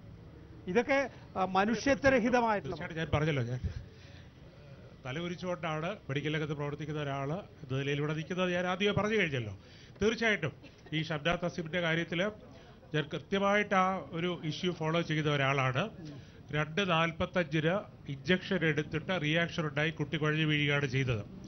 ഇത് റിപ്പോർട്ടിൽ director of medical education doctor Sreekumari forensic surgeon തയ്യാറാക്കിയ റിപ്പോർട്ട് കൃത്യമായിട്ട് പറഞ്ഞിട്ടുണ്ട്. 2:45 ആ കുട്ടി മരിച്ചിട്ട് ബ്രെയിൻ ഡെത്ത് ആരംഭിച്ചു കഴിഞ്ഞിട്ടുണ്ടെന്നുള്ളത്. നമുക്ക് വലിയ ശാസ്ത്രമൊന്നും അറിയണ്ട, ബ്രെയിൻ ഡെത്ത് ആയി കഴിഞ്ഞാൽ പിന്നെ ഒരാൾ തിരിച്ചു വരുന്ന പ്രശ്നമില്ല. ആ കുട്ടിയാണ് 6 മണിക്ക് ഇവിടെ നിന്ന് പ്രിൻസിപ്പൽ ഉൾപ്പെടെയുള്ള ദൃക്സാക്ഷികളായിട്ട് അവരുടെ സാന്നിധ്യത്തിൽ ഒരു സ്വകാര്യ ആശുപത്രിയിൽ വിദഗ്ധ ചികിത്സയ്ക്ക് കൊണ്ടുപോയത്. അബൂട്ടി പറയാതിരുന്ന കാര്യം കൂടെ ഞാൻ ചേർത്ത് പറയാം. 6 മണിക്ക് അവിടെ ചെല്ലുമ്പോൾ തൊട്ട് 8 മണി വരെ ആ ഹോസ്പിറ്റലിൽ കിടന്ന സമയത്തെ മെഡിക്കൽ റിപ്പോർട്ടുകൾ ഞാൻ കണ്ടു. കുട്ടിക്ക് ജീവന്റെ യാതൊരു ലക്ഷണവും ഇല്ല. ഏറ്റവും വലിയ കഷ്ടം, ഈ 2 മണിക്കൂർ ഹോസ്പിറ്റലിൽ കിടത്തിയിട്ട് 10,000-ഓളം രൂപ ചികിത്സാ ബില്ല് വാങ്ങിച്ചു ഈ പാവപ്പെട്ട പിതാവിന്റെ കയ്യിൽ നിന്ന്. 3 ബെഡ്ഷീറ്റ് വാങ്ങിച്ചു മാറ്റി 600 രൂപ. അപ്പോൾ തീർച്ചയായിട്ടും ഈ 2:45 മരിച്ച കുട്ടി എന്ന ഫോറൻസിക് സർജൻ എന്റെ അധ്യാപികയാണ് ഡോക്ടർ ശ്രീകുമാരി. ഒരു തരത്തിലുള്ള മാനിപ്പുലേഷൻ നിൽക്കില്ല എന്ന് ഉറപ്പാണ്. അവർ തയ്യാറാക്കിയ റിപ്പോർട്ടിൽ എഴുതിയേക്കുന്ന കുട്ടിയാണ് 6 മണിക്ക് ഇവിടുത്തെ തന്നെ റിട്ടയർ ചെയ്ത ഒരു അധ്യാപകൻ ഇന്ന് സൂപ്രണ്ടായിട്ട് പ്രവർത്തിക്കുന്ന ഒരു ആശുപത്രിയിലേക്ക് കൊണ്ടുപോയി ICUവിൽ കടത്തി. മിസ്റ്റർ നികേഷ്, ഞാനും മെഡിക്കൽ രംഗത്ത് പ്രവർത്തിക്കുന്നതാണെന്ന് പറഞ്ഞല്ലോ. നോക്കൂ, ഒരു രോഗിയെ ബ്രോഡ് ഡെഡ് ആയിട്ട് ഒരു കാഷ്വാലിറ്റിയിൽ കൊണ്ടുവന്നു കഴിഞ്ഞാൽ ഞങ്ങളത് റെക്കോർഡ് ചെയ്യും. Patient is brought dead and brought by the police or the relative or the bystander, ആരുടെയെങ്കിലും പേര്, എന്നിട്ട് പോലീസിൽ അറിയിക്കുകയാണ് ചെയ്തത്. ഒരു ഡൗട്ട് ഉണ്ട്. എന്റെ മോനെ ഇതിൽ ലിഫ്റ്റിലോട്ട് കൊണ്ടുപോകുമ്പോൾ ലിഫ്റ്റ് വർക്ക് ചെയ്യുന്നില്ല, ട്രോളി ഇല്ല, ഒരു മെഡിക്കൽ കോളേജിന് അത്യാവശ്യം വേണ്ട സാധനങ്ങളൊന്നുമില്ല. Ambulance in this hospital. ഉണ്ടായിരുന്ന ആംബുലൻസ് പോലെ ഇപ്പൊ ഇല്ല. തീർച്ചയായിട്ടും എന്ത് ഹോസ്പിറ്റലാ ഇത്? ഒരു hospital what is the rule for a hospital? What is the rule for a hospital? Ambulance കമ്പൽസറിയാ അല്ലേ? തീർച്ചയായിട്ടും. നോക്കൂ, 10 ബെഡുള്ള ആശുപത്രിയിൽ പോലും ഒരു ഓക്സിജൻ സിലിണ്ടർ ഉണ്ടാവും.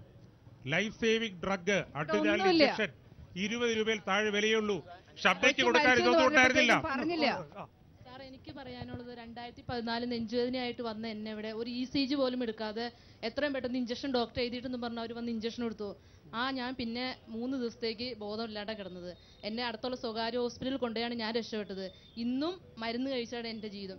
എനിക്കും ഷംനക്കും ജെറിനും സംഭവിച്ചത് ഇനി ഒരു മക്കൾക്കും വരണമെന്നാണ് എൻ്റെ ആഗ്രഹം. ഈ മെഡിക്കൽ കോളേജിനെ സംബന്ധിച്ചിടത്തോളം, ഈ മെഡിക്കൽ കോളേജ് കളമശ്ശേരിയിൽ സ്ഥിതി ചെയ്യുമ്പോൾ മെഡിക്കൽ കോളേജിൽ എന്തെല്ലാം സേവനങ്ങൾ ഈ മെഡിക്കൽ കോളേജ് കൊച്ചി മെഡിക്കൽ കോളേജിൽ ലഭ്യമാണ് എന്നുള്ള ആർക്കും തന്നെ അറിയില്ല.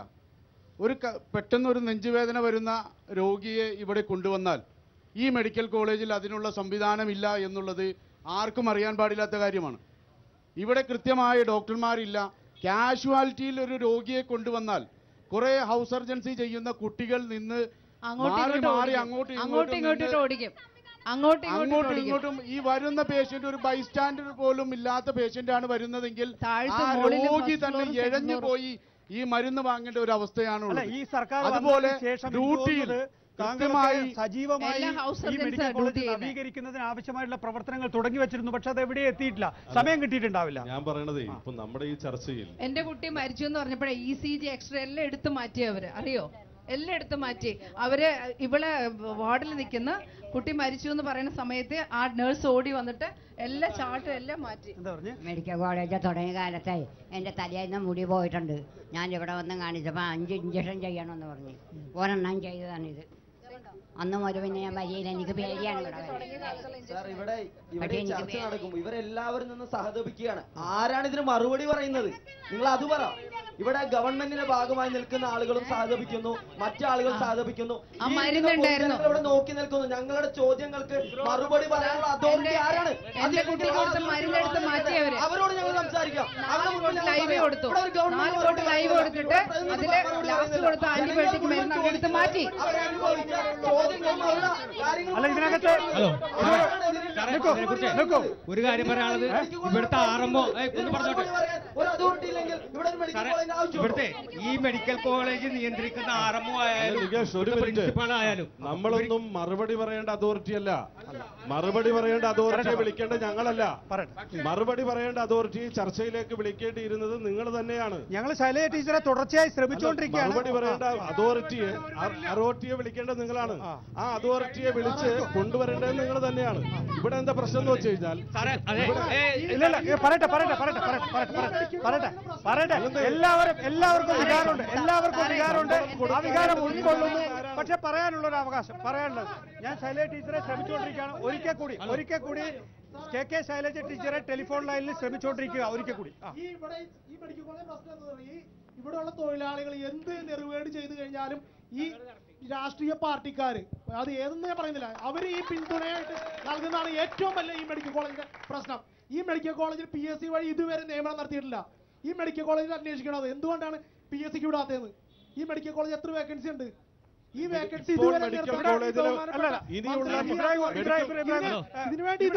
ഞാൻ നേരത്തെ പറഞ്ഞല്ലോ 2013 ഏറ്റെടുത്തു. അതിന്റെ ഒരു നിയമനം സംബന്ധിച്ച് ഡോക്ടർമാരുടെ മറ്റ് ജീവനക്കാരുടെ അവസ്ഥ എന്താണെന്ന് പോലും തീരുമാനിക്കാൻ കഴിയും. മുമ്പ് നിയമിച്ചത് ആരാന്നുള്ള എല്ലാവർക്കും അറിയാലോ. പറയട്ടെ, അവരുടെ എഫിഷ്യൻസിയാണ് നമ്മൾ ചർച്ച ചെയ്യേണ്ടത്. ഇവിടെ ഉണ്ടായിരുന്ന ആളുകളെ എല്ലാവരും നിയമിച്ചു എന്നല്ലേ ഇവിടുത്തെ വിഷയം. സാറേ ഒന്ന് പറഞ്ഞോട്ടെ, കേൾക്കുന്നേ.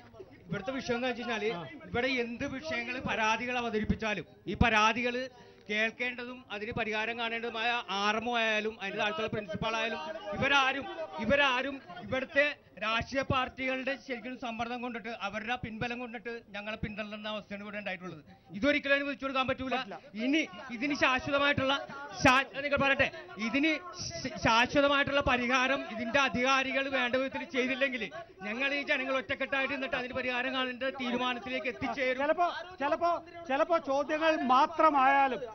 ചോദ്യങ്ങൾ മാത്രമായാലും പരിഹാരം കാണുന്നതിന് ആവശ്യമായിട്ടുള്ള സമഗ്ര ചർച്ചയായി അത് മാറും. എനിക്കൊരു ചെറിയ ഇടവേള അനിവാര്യമാകുന്നു. ഈ വിഷയത്തിൽ ശരിയാണ് നിങ്ങളെല്ലാം ഉന്നയിക്കുന്നത് പോലെ ഇക്കാര്യത്തിൽ ഈ പാനലിസ്റ്റുകൾക്ക് കൃത്യമായി മറുപടി പറയാൻ കഴിയുന്ന കാര്യങ്ങളല്ല ഉന്നയിക്കുന്നത്. പക്ഷേ ഇതൊരു വികാരമാണ്.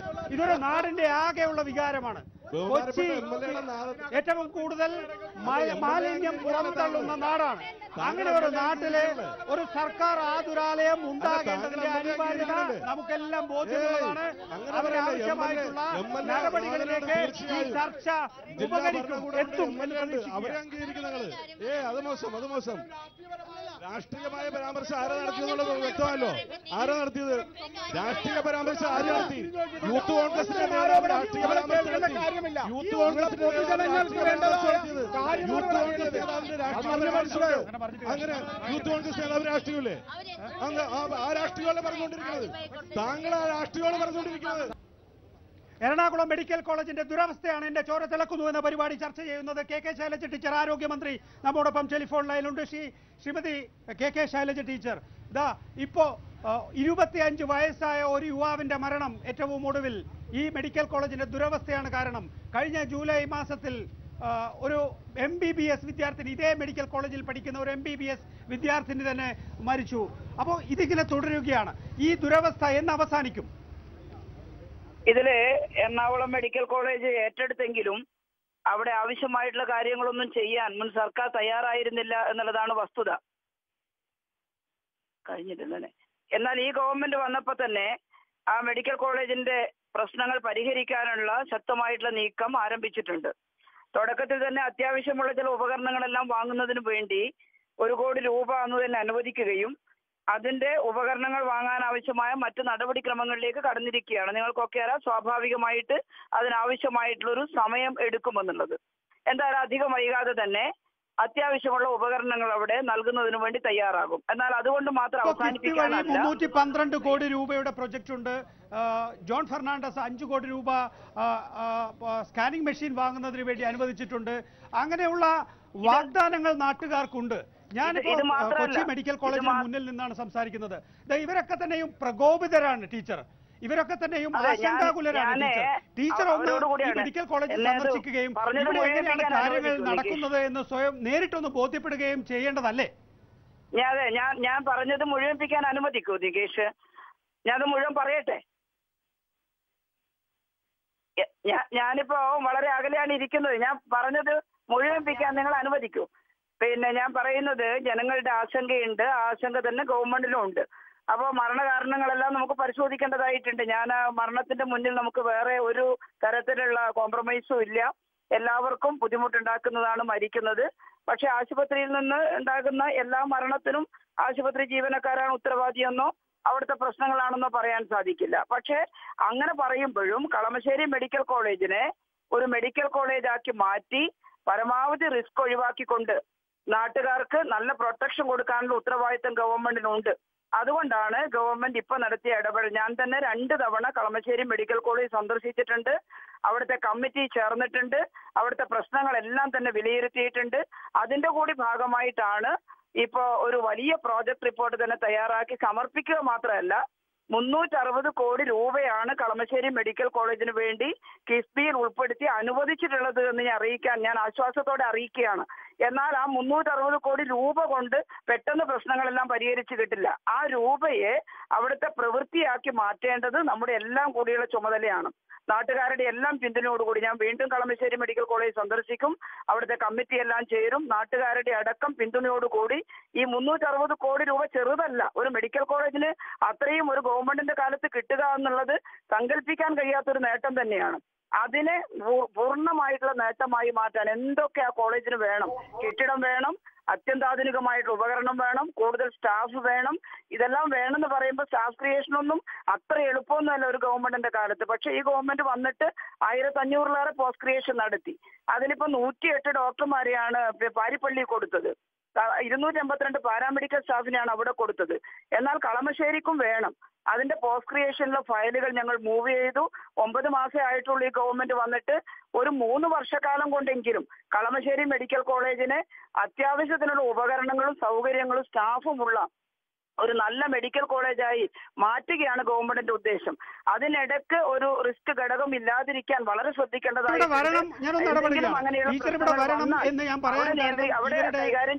കണ്ടതുകൊണ്ടാണ്.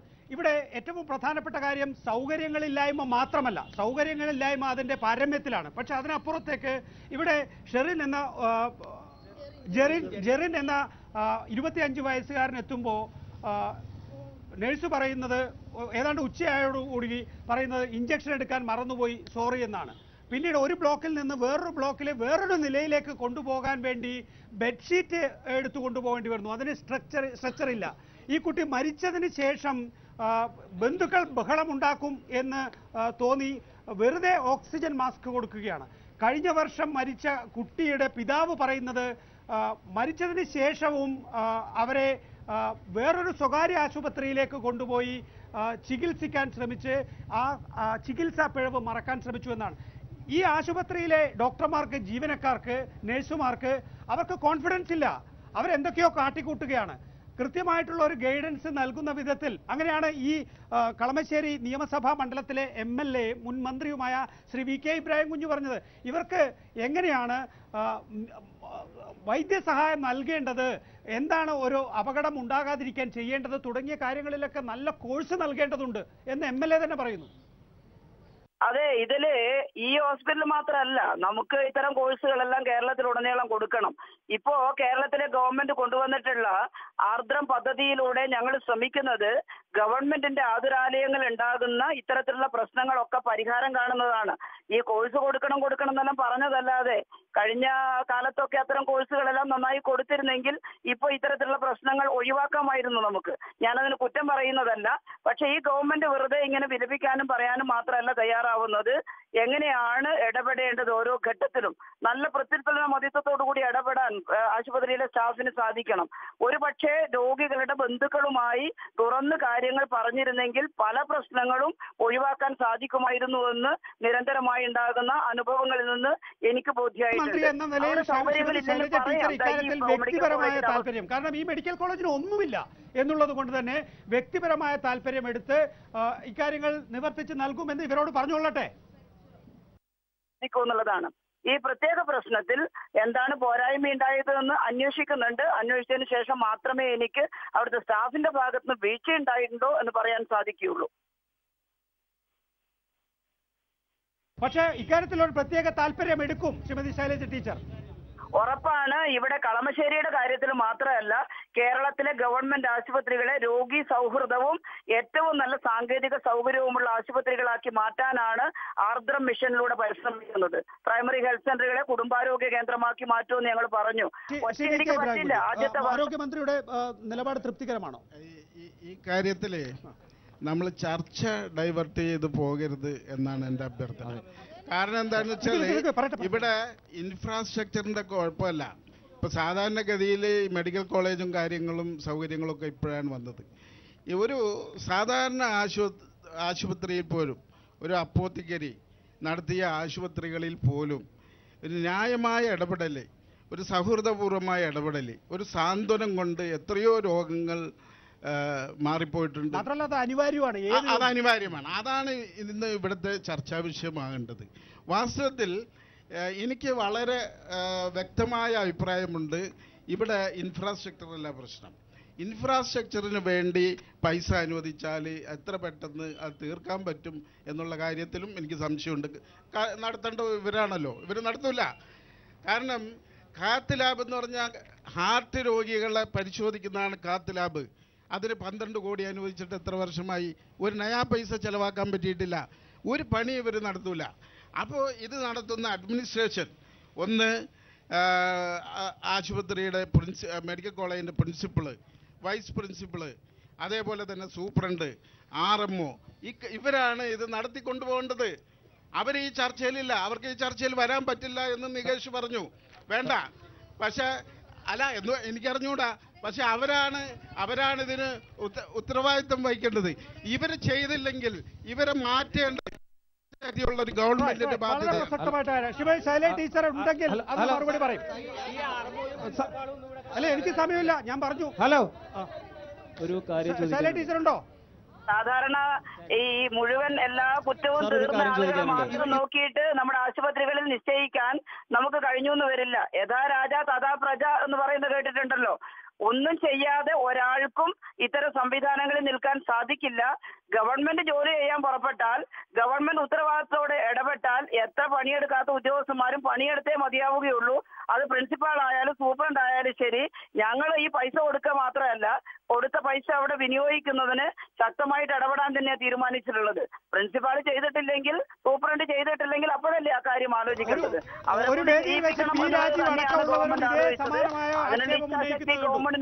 രാജ്യസഭാംഗമെന്നുള്ള നിലയിൽ അദ്ദേഹത്തിന്റെ ഫണ്ടിൽ നിന്ന് ഒരു വിഹിതം മെഡിക്കൽ കോളേജിന് നൽകിയെങ്കിൽ പോലും അത് വിനിയോഗിക്കാനുള്ള മനസ്സ് മെഡിക്കൽ കോളേജിനില്ല. ഗവൺമെന്റ് പണം കൊടുത്താൽ മാത്രം പോരാ, അത് വിനിയോഗിക്കുന്നുണ്ടോ എന്ന് പുനഃപരിശോധന കൃത്യമായിട്ട് നടത്തേണ്ടതായിട്ടുണ്ട്. വിനിയോഗിക്കുന്നില്ലെങ്കിൽ അപ്പോൾ ഇടപെടണമായിരുന്നു. ഞങ്ങളിപ്പോ പണം കൊടുക്കാൻ മാത്രമല്ല തീരുമാനിച്ചിട്ടുള്ളത്, കൊടുത്ത പണം അവിടെ വിനിയോഗിക്കുന്നുണ്ടോ എന്ന് പരിശോധിക്കാൻ തന്നെയാണ് തീരുമാനിച്ചിരിക്കുന്നത്. അങ്ങനെ പരിശോധിച്ച് അവിടെ നടത്തിക്കാൻ കഴിയുമെന്നുള്ള ആത്മവിശ്വാസം എനിക്കുണ്ട്. ഒരു കാര്യം ചോദിക്കാനുണ്ട്. ജെറിന്റെ മുടക്കിയിട്ടൊന്നും കാര്യമില്ല. ഡോക്ടർമാർ നല്ലൊരു ഡോക്ടേഴ്സ് തന്നെ വേണം. സാധാരണക്കാരാണ് ഇവിടുന്ന് മുഴുവൻ വരുന്നത്. നല്ലൊരു ട്രീറ്റ്മെന്റ് അവർക്ക് കിട്ടിയേ പറ്റൂ. നല്ല ഡോക്ടേഴ്സ് വേണം. അവർ വരികയും ചെയ്യണം. ആൾക്കാർ വിളിക്കുമ്പോ വരണം, അല്ലാതെ ജീവൻ കഴിഞ്ഞിട്ടല്ല വന്നത്. കാരണം ജെറിൻ മൈക്കിൾ എന്ന് പറഞ്ഞ വിദ്യാർത്ഥി 1.5 വയസ്സ് അച്ഛനും അമ്മയും നഷ്ടപ്പെട്ട് ഈ അമ്മൂമ്മയുടെ കൂടെയാണ് വരുന്നത്. ഈ അമ്മൂമ്മിനെ എന്ത് ചെയ്യണം? അതിന് നിങ്ങൾ ഉത്തരം പറയണം. കാരണം വളരെ കഷ്ടപ്പെട്ട് 25 വയസ്സ് വരെ അവൻ സൗണ്ട് എഞ്ചിനീയറിംഗ് പഠിക്കാൻ വേണ്ടി അവിടെ വന്നിട്ട് ഏതോ ഒരു ഡോക്ടർ അപ്പൻഡിക്സ് ആണെന്ന് പറഞ്ഞതിന് ശേഷം ശസ്ത്രക്രിയ വേണമെന്ന് പറയുകയും അതിനുശേഷം ഇവിടെ ആരും പറയാത്തൊരു കാര്യമുണ്ട്. ശസ്ത്രക്രിയക്ക് ബില്ലടയ്ക്കാൻ അവിടെ ചെന്നപ്പോൾ ഇന്ന് നടത്തിയാൽ പൈസ കൊടുക്കണം, 4 ദിവസം കഴിഞ്ഞാൽ നിങ്ങൾക്ക് ഫ്രീ ആയിട്ട് ചെയ്തു തരാം എന്ന് പറഞ്ഞ് മെഡിക്കൽ കോളേജാണിത്. ഇതിനൊന്നും ഉത്തരം പറയാൻ ഇവിടെ ആരുമില്ല. ഈ അമ്മൂമ്മേനെ എന്ത് ചെയ്യണം? അതിനെക്കുറിച്ച് ആരും ഇവിടെ പറയുന്നില്ല. സർക്കാർ കോടികൾ കൊടുത്തു എന്ന് മാത്രമേ ഇവർ പറയുന്നുള്ളൂ. അല്ല, ഇവിടെ ഒരു കാര്യം കൂടി ഞാൻ സൂചിപ്പിച്ചോട്ടെ. അല്ലല്ല, നിങ്ങൾ പറഞ്ഞു കഴിഞ്ഞു. പറയാത്ത ആൾക്ക് ജെറിൻ മൈക്കിൾ എന്ന വിദ്യാർത്ഥി മരിച്ചതിന് ശേഷം അന്ന് കണ്ടൊരു വ്യക്തിയാണ് ഞാൻ. ഒരു കാര്യം ഓർക്കേണ്ടത്, ഇവിടുത്തെ സൗകര്യങ്ങളിലെ ഒരു ബെഡ്ഷീറ്റ് പോലും ഇല്ലാത്ത ഹോസ്പിറ്റലാണ് ഇത് ഒരു ബെഡ്ഷീറ്റ്, വേറൊരു രോഗി കിടന്ന ബെഡ്ഷീറ്റിലാണ് ജെറിനെ അഡ്മിറ്റ് ചെയ്ത് പൊതിഞ്ഞാക്കിയതും. അപ്പൊ ഇതിനുള്ള സൗകര്യങ്ങൾ കൊണ്ടാവണം. മൈക്ക് വെച്ചോണ്ടിരിക്കല്ലേ? സംസാരിക്കാത്ത ഉണ്ടോ? പറഞ്ഞു തുടങ്ങും. കേക്ക് ഞാനാണ് ഇവരുടെ കൂടെ നിന്നിട്ട് ഒബ്സർവേഷൻ വാർഡിൽ നിന്ന് അഡ്മിറ്റ് ചെയ്യാനുള്ള സമയത്ത് നിന്നേച്ചത്. ഒരു ബെഡ്ഷീറ്റ് പോലും ഇല്ലാത്ത ഒരു കട്ടിലാണ് അവിടെ കൊണ്ട് കിടത്തിയത്. പിന്നെ ഈ രാജേഷ് എന്ന് പറഞ്ഞ ഡോക്ടർ, ആ ഡോക്ടർ പേരെടുത്ത് പറയണത് തന്നെ, രാജേഷ് എന്ന് പറഞ്ഞ ഡോക്ടർ തിരിഞ്ഞു പോലും നോക്കിയിട്ടില്ല. 2 മണിക്കാണ് ഞാൻ പോണത്, 1:30 മണിക്ക് ഇല്ലെന്ന് പറഞ്ഞിട്ട് തിരിഞ്ഞു പോലും നോക്കിയില്ല. സാർ, എനിക്കൊരു കാര്യം ചോദിക്കാനുണ്ട്. ഇത് ഡോക്ടറിനെ അടുത്ത് എനിക്ക് ചോദിക്കാറില്ലേ? ICUവിലൂടെ രോഗിനെ കൊണ്ടുവച്ചതെന്ന് പറഞ്ഞു. ICU രോഗി എത്തിയത് അല്ല, ഞാൻ കാര്യം ചോദിക്കണം സാറിൻ്റെ അടുത്ത്. കാര്യം ചോദിക്കണതാ. ഞാൻ ICUവിലെത്തി ഇവിടുന്ന് വിളിച്ച് പറഞ്ഞു. ICUവിലെത്തിയ സമയത്ത് രോഗിയുടെ മരിച്ചിട്ടുണ്ടായിരുന്നു. 11:30 ICUവിലെത്തിയെന്ന് ഇവർ പറയണേ. 12 മണിക്ക് ഞാൻ എത്തിയപ്പോൾ രോഗി മരിച്ചിട്ടുണ്ട് ICUവിലെത്തുന്നതിന് മുമ്പ്. ഞാൻ ചെന്നപ്പോൾ അവർ ഓക്സിജൻ വെച്ചിട്ടുണ്ട്, വെന്റിലേറ്ററിൽ കിടത്തേക്കാണ്. അപ്പോൾ ഞാൻ ഡോക്ടറെ അടുത്ത് ചോദിച്ചു എന്താ കാര്യം എന്ന് ചോദിച്ചു. അപ്പോൾ പുള്ളി പറഞ്ഞു ആരാന്ന് എൻ്റെ അടുത്ത് ചോദിച്ചു. നമ്മൾ കസിൻ ബ്രദറാന്ന് പറഞ്ഞു. ആളുടെ ഹാർട്ട് ബീറ്റ് നിന്നെന്ന് പറഞ്ഞു. ഞാൻ ചോദിച്ചു പിന്നെ എന്തിനാ അത് വെച്ചേക്കണമെന്ന് ചോദിച്ചു. അപ്പോൾ കൂടെ ഉണ്ട് ഒരു ലേഡി ആയതുകൊണ്ട് ഞങ്ങളൊന്നും പറഞ്ഞിട്ടില്ല, അതുകൊണ്ട് ഹാർട്ട് ബീറ്റ് വെച്ച് വർക്ക് ചെയ്യണമെന്ന് പറഞ്ഞു. അപ്പോൾ ഞാൻ ചോദിച്ചു മരിച്ചു കഴിഞ്ഞ സ്ഥിതിക്ക് നിങ്ങൾ പിന്നെ എന്തിനാ വെച്ചേക്കണമെന്ന് ചോദിച്ചു. അത് ഞങ്ങൾ പ്രൊസീജിയറായിട്ട് വെച്ചിട്ട് പതുക്കെ പിന്നെ പറയാൻ വേണ്ടിയാണ് ചെയ്യണമെന്ന് പറഞ്ഞു. ഒരാൾ മരിച്ച സ്ഥിതിക്ക് എന്തിനു പിന്നെ വെച്ചു പോരി ICUവിൽ കയറ്റിയിട്ട്? അതാ ഞങ്ങൾക്ക് അറിയേണ്ട കാര്യമുള്ളൂ. ശ്രീ വി കെ ബ്രാജു, ഒരു കുടുംബത്തിന്റെ വിഷയം കൂടി ഇതിനകത്തുണ്ട്. പ്രധാന സംഗതി ഉപകരണങ്ങളുടെ കുറവ് മാത്രമല്ല, ഈ ഷംന മരിച്ചതിന് ശേഷം 1,10,00,000 രൂപയുടെ ഉപകരണങ്ങൾ ഈ ആശുപത്രിയിൽ, ഈ മെഡിക്കൽ കോളേജിൽ വാങ്ങിച്ചു. അത് പൂട്ടിക്കെട്ടി വെച്ചിരിക്കുകയാണ്. അതവരെ ഉപയോഗിച്ചാലല്ലേ നമുക്ക് ഗുണമുണ്ടാവുള്ളൂ. അല്ല, ഈ കുടുംബത്തിന് അവരത് ഉപയോഗിച്ചിരുന്നെങ്കില്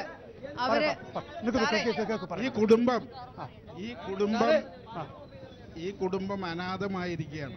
ഇതിനകത്ത് രാഷ്ട്രീയമില്ല.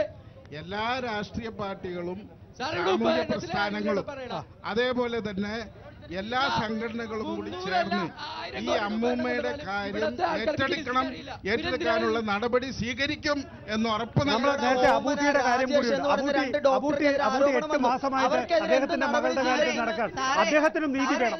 എന്റെ കൊച്ചിന് സുഖമില്ലായിരുന്നപ്പോ ഫോൺ ചെയ്ത് വിളിച്ചപ്പോ അവര് പറഞ്ഞത് ഞങ്ങൾ ഡ്യൂട്ടിയിലല്ല, ഞങ്ങൾ ലീവിലാ, വരാൻ പറ്റില്ലെന്നാ.